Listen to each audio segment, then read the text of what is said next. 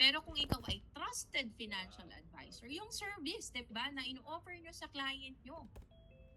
So from the beginning up to the end of the policy ni client, kasama kayo ng kliyente nyo. And it takes time to build trust, diba? So how can you position yourself? Exactly, Miss Honey. You have to build the relationship, diba? You have to establish your credibility. You have to build relationship. Okay, next. What impact can you have on your clients' lives and families? Sabi ko nga yung question kanina, di ba? Ano yung relevance nito sa buhay ng mga kliyente natin? Kung ako yung magiging kliyente nyo, no, ang tatanungin ko is, what's in it for me to buy this product? Ano yung magiging importance nitong product na to sa buhay ko? Bakit ko kailangan bilhin tong produkto na to? Okay? Ano yung magiging impact niyan sa buhay ko? So you have to ask yourself. Again, does selling insurance align with your personal purpose? So dahil ang sagot niyo is yes, of course, nag-a-align siya dun sa purpose natin. So the key insight dito is when you genuinely believe that the products you sell help people achieve their goals and protect what matters most, your sales conversations become authentic and powerful. Nag-agree po ba tayo dito? Again, when you believe or when you genuinely believe na yung binebenta niyong produkto makakatulong po talaga sa kliyente ninyo, di ba? Imagine yung flow of conversation, di ba? Hindi siya sound na kayo, sales pitch kayo. Mas ang sounding nga, ine-educate nyo si client ninyo, di ba? Nagiging authentic and powerful yung conversation, right? Yan. So that's it. That's how we align our purpose. Your personal purpose to PruLife. So I hope marami na po tayong natututunan because at this point, we're going to move na po sa ating next discussion. Now, do you think Pru can help you achieve this? Or I think, balikan natin question. Do you think Pru can help you achieve this? Yung personal wise nyo dun sa ating business, no? Ng pagiging isang financial advisor dito. Sa tingin nyo, matutulungan po ba tayo ni Pru? Yes. And syempre, yun yung magiging answer natin, yes. Pero paano po? Yan. So, wanting to get closer to your goals is, of course, dapat meron tayong specific action. So, smart goals po dapat. Nagsiset tayo ng goal para sa sarili natin, okay? So, ngayon po, dapat magiging activity natin to. Pero dahil po medyo mag-OT ako ng konti, no? So, ngayon, ang gagawin na lang natin is discuss natin, pero magiging assignment nyo po ito, okay? Anong gagawin natin? So, dun sa specific action na to, para ma-achieve po natin yung goal natin, no? Dapat meron daw kayong sinaset na activities para sa sarili nyo. Now, balikan natin yung Rookie Productivity Power Up. So kung kayo po ay coded ng 2025, year 2025, and your activation month is January to March, ano dapat yung hinihit natin na goal para makakuha tayo ng cash rewards of 5,000 pesos per case count? Ilan dapat yung ma-close natin na business? Sige nga, kung natatandaan nyo, yan, tama po. That's actually 9 case count and up. So ngayon, para ma-reach natin to or para ma-achieve natin tong 9 case counts per month, ano dapat yung mga activities na meron tayo? And I would like to share some of activities or some activities that you can take action po, no, para ma-achieve nyo or to get closer to your goal. So umpisahan natin with, of course, number 1. Ito yung example po ha. Example, make more 10 calls than usual. Ilan po ba yung calls na ginagawa nyo? Let's say, sa isang linggo, ilang calls meron ka? Dagdagan nyo po ng 10. Okay? So sa isang linggo, you can do this in a week, make more 10 calls than usual para po ma-achieve natin yung goal natin. Next, schedule 3 new client meetings. Ilan na po yung client meeting nyo this week? Sige, wag nyo nang i-type in the chat. Kung meron, kung wala, it's okay. Pero kailangan po makapag-schedule kayo ng at least 3 new client meetings para ma-achieve po natin yung goal natin. Ano pa? Read 1 chapter of a sales book. Sino po dito yung nagbabasa ng libro or ng sales book? Let me know in the chat kung meron kayong mga pina-follow na author, no? Regarding sales or mga sales strategies, tips, techniques, ayan. Meron po ba? Makakatulong po ito. Mas mamamotivate po kayo kung kayo po ay magbabasa ng 1 chapter of a sales book Pero hindi po natin to, hindi to mandatory. Syempre, depends on you kung talagang hindi kayo nagbabasa. Pero as much as possible, we want na meron kayong makita na mga content or information about sales na makakapag-boost ng motivation nyo. Okay? So, ano pa? Practice your pitch with a colleague. Maganda yung kaninang sharing, no? Ni Miss Angeline ba yun? Ayan. Yung mga sharing of best practices. Lalo na sa unit nyo, kung meron kang body, may ka-close ka, why not try to practice your pitch with a colleague? Magpalitan kayo, 'di ba, ng sales pitch. So, pwede rin naman na sa leader no, ayan. O kaya yung joint field work activity, magagamit po natin yan. And of course, ano pa? Follow up with past 5 clients. I think ito ay pwede natin gawin dun sa mga coded 2025. So I think meron na sila mga past clients. Kasi yung mga recently coded, baka wala pa halos yun na naging kliyente. So ito po yung mga sinishare ko sa inyong activities or specific action na pwede natin gawin, no? Wanting to get closer to your goals. Now, supposedly, dapat magiging activity nyo to sa inyong breakout room. So, ang gagawin po natin is ipapa-assignment ko po sa inyo. Okay? Ang gagawin nyo po is you have to write down no, yung mga activities within the week. Ano pala ngayon? Wednesday, di ba? So, Wednesday up to next Wednesday, next week.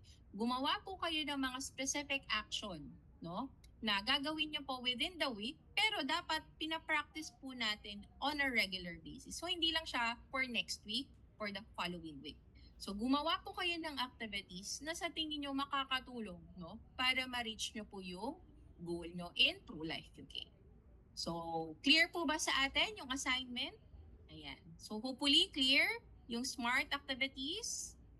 So, dapat daw SMART, specific, measurable, attainable, realistic, and time-bound po yung inyo actions or specific actions nyo po. Okay? Sige. So, kung clear po yung assignment, let me know in the chat. Can you please type 2 para po makapag-proceed tayo sa magiging next topic natin. Ayan. So, supposedly 10 minutes to, kaya lang kakain po ulit siya ng another 10 minutes sa atin. Baka po mag-OT tayo.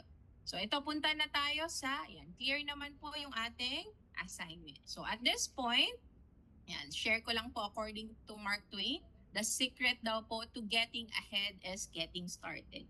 Rookies, ayan ang secret ha. The secret to getting ahead. Yung getting ahead is para ma-reach na natin yung goal natin is mag-start na tayo, no? Huwag na magpatumpik-tumpik pa. Sayang yung panahon. Alright? So that is our specific.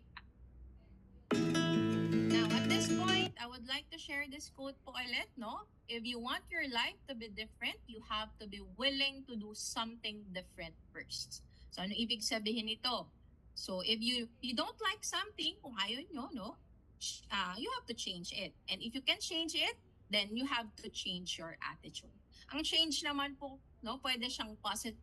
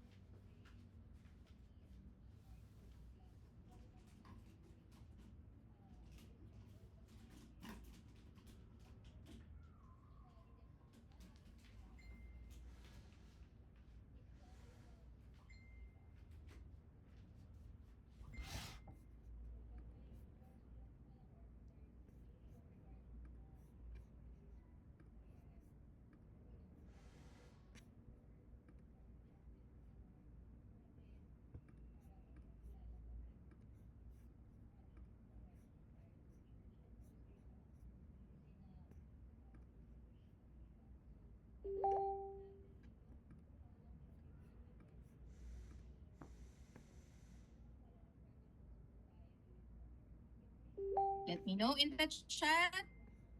Both po ba siya? Primary po Yes, can be both. Pero ang primary po talaga niya is for income protection. So, tama naman po, can be both. Pero let me highlight yung primary need natin dito. Sige. Now, let's move to question number 2. How long is the paying period of PAA Plus? Sige. Hindi ko muna i-reveal yung multiple choice. How long is the paying period po? Pag sinabing paying, hanggang kailan siya magbabayad ng premium? Dapat may years. Ayan. So actually, the answer is until age 100. Okay? So that's letter C. Now, let's have this question number 3, policy details. Meron tayong plan na PAA Plus, benefit sum assured 5 million, TPD 3 million, ADD 3 million. Question, if the insured gets into an accident and loses both legs, how much can the insured receive? And how much is the new benefit for the plan policy? So let's analyze this one. May PAA Plus 5 million, pero si client po nagkaroon ng aksidente, nawala po yung both legs niya. How much can the insured receive? And magkano na lang po yung new benefit of the plan? Sige nga, let me know in the chat. So magkano yung total na ma-receive? Dalawa yung question dito. Magkano muna yung total na ma-receive na claims? Wala pa po ako nakukuha ang tamang sagot. Analyze nyo po na aksidente, naputol ang dalawang legs. Ano yung benefit na meron sa kanya? Meron siyang sum assured, may TPD, ADD. So yung unang question muna, how much can the insured receive? Ayan, may nakita na ako si Jessica. Tama po yan. 6 million po ang unang marireceive. Bakit? Kasi nga po yung kanyang TPD and ADD. So ngayon, next question, how much is the new benefit of the policy? Magkano lang yung matitira dun sa policy? Kung nakapag-claim na ng 6 million, yes, tama si Ms. Mary Joy. That's actually 2 million na lang. Yeah. 2 million coming from 5 minus 3 million na TPD. Kasi ang TPD, di ba, ina-advance po siya dun sa sum assured. So, 2 million. So, I hope that is clear. Yung iba medyo nalilito pa po kasi medyo mabilis yung question natin. Sige. So, next question. Same policy detail, pero yung policy po na issued daw ng January. So, question. In relation to the previous scenario, if the insured gets into an accident and loses both legs in March and gets into another accident in September, how much can the insured receive? So, take note po na aksidente daw po nung March, si client, yung scenario natin kanina. And then, aksidente na naman ang panibago nung September. How much can the insured receive? Ayan, tama si Charisse, ang bilis, no? Wala na po. Because the ADD benefit for the year has been exhausted. Okay? So that's correct. Now, next question. Can I have both ADD and PA rider in my PAA Plus? What's your answer? Pwede po ba merong ADD tapos meron din akong PA rider? Yes or no? The answer is yes. Pwede po as long as the ADD rider attached to the base plan is not above the maximum benefit of 10 million per life.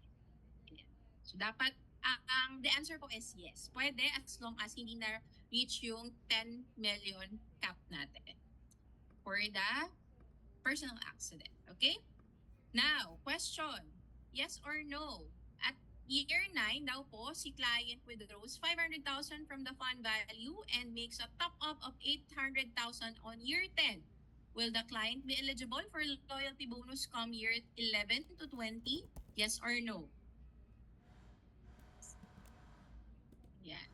Si client nag-withdraw na ang policy year 9, pero nag-top up siya ng year 10. Yes or no? Why no? The answer po is yes. Mare-revive po yung loyalty bonus, okay? Meron po siyang loyalty bonus and it can be reactivated provided that the client top-ups is more than the amount withdrawn. Okay, review lang po ito So dahil po si client nag-withdraw noong year 9 pero nag-top up po siya ng more than the amount withdrawn on year 10, mare-revive po or mare-reactivate po yung kanyang loyalty bonus. So the answer is yes. Okay? Next question. What benefit is lost if you take the premium holidays during the first 10 years of the policy? Is it A, persistency bonus, B, loyalty bonus, or C, premium anniversary reward? What is the correct answer? Of course, that is the loyalty bonus. So mawawala po siya because nagkaroon ng unit cancellation from the policy. Okay?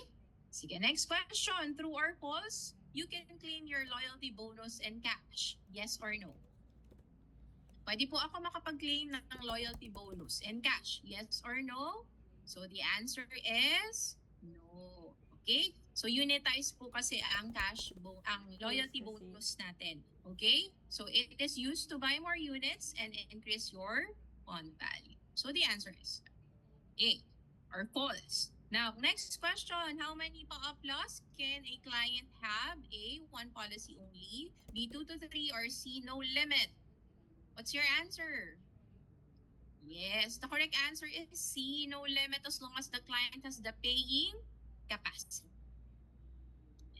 Okay, so I think lahat naman nakuha yung tamang sagot. Now, this is the next scenario po natin. A client was concerned about paying for cancer treatment in the future. Now, question, is Pa-Plus a good product match for the client? And how? What do you think? Pwede po ba si Pa-Plus for critical illness? Yes or no? Paano po siya magiging ideal, no? Pwede siyang product match sa tingin nyo.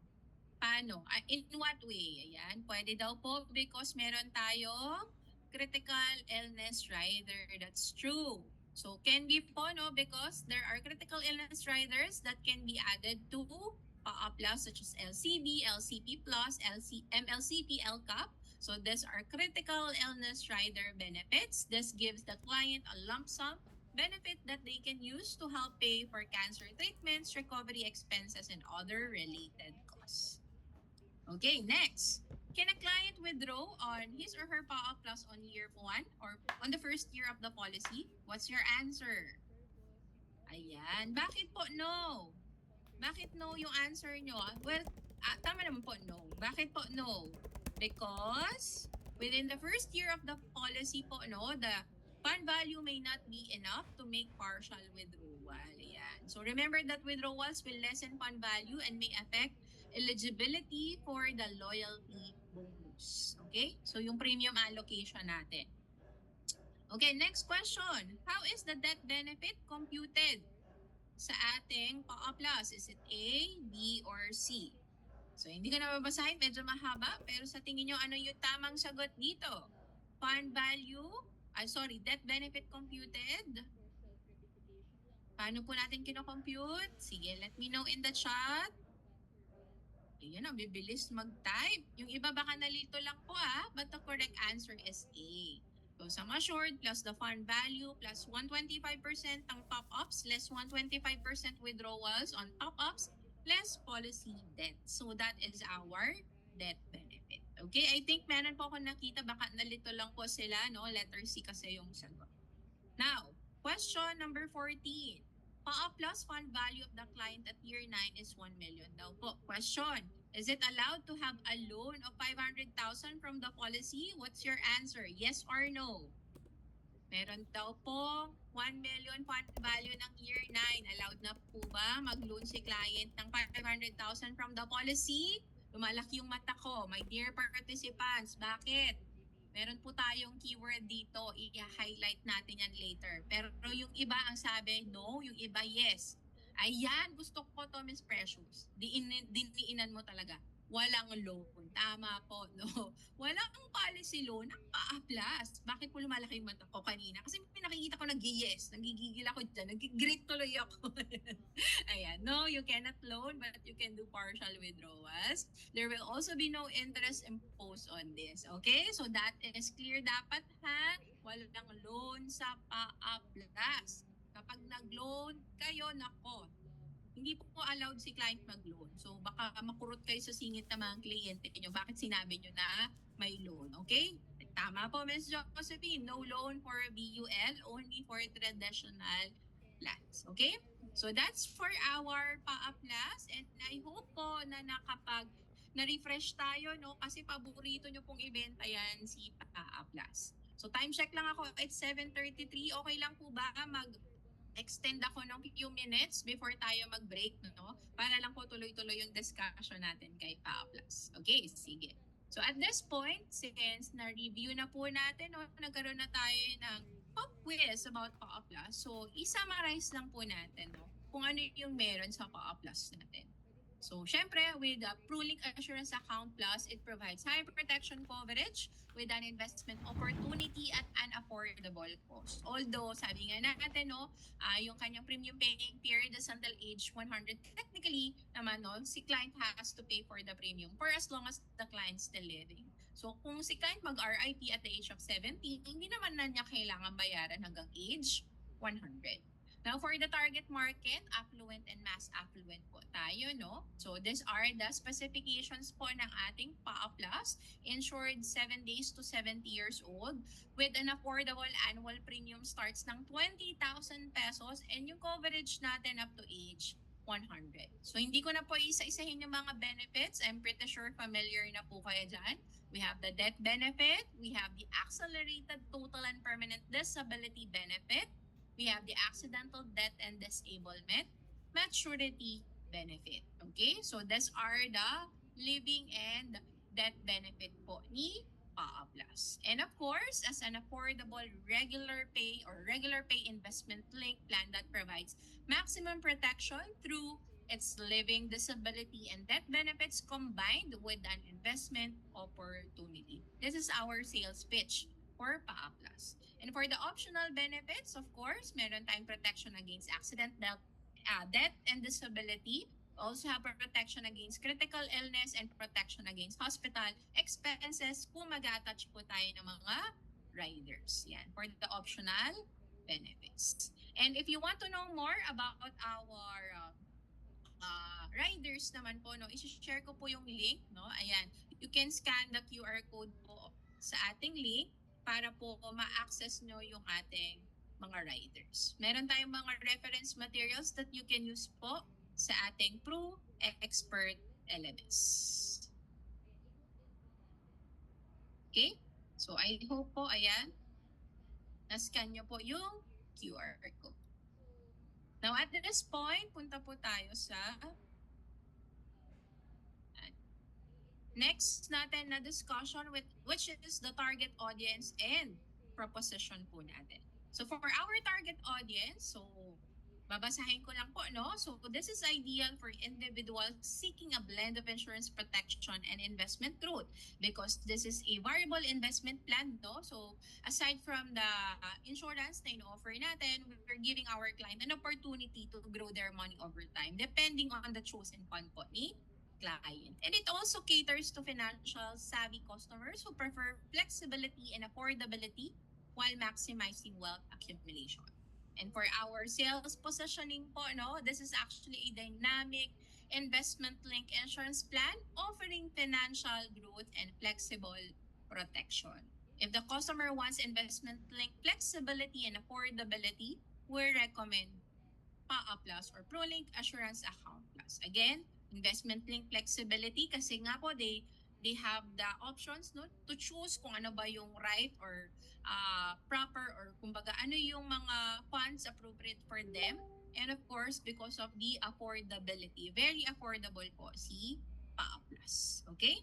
So that is our sales position. Ayan. So my dear participants, nandyan pa po ba kayo? Kung nandyan pa po kayo, sige nga, pa-type nga po ng G in the chat. G as in G. Yan, G lang. Because at this point, I think tapos na po ako sa aking agenda for today, yung first part natin. So, done na tayo in understanding your grit, of course, rediscovering your why. Yan. And of course, kanina nagkaroon din tayo ng konting review kay PAA Plus. Sige po, later po i-share ko po. Pero at this point, it's 7:38. Gusto nyo po ba mag-break po muna tayo before tayo mag-move sa market outlook? Ayan. So sige pa, type na naman po ng yes in the chat para makapag-break po tayo. Babalik ko lang po yung hinihingi pong QR. Ayan. Sige po, ito yung QR. Ito yung QR code po. Wait lang. Burahin ko lang po yung annotation.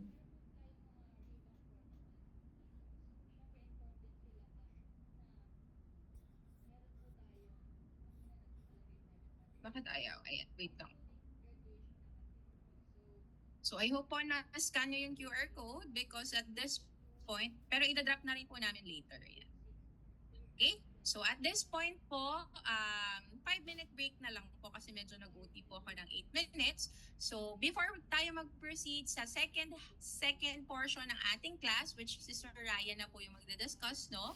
So I want to thank everyone po no, to listening and actively participating sa ating activity for our greet no, class or session. And this is me, no, Joyce, your facilitator. Pero magkikita pa rin naman tayo later on. So with that, let's enjoy po muna your 5-minute break and be back po after 5 minutes. See you po everyone after 5 minutes.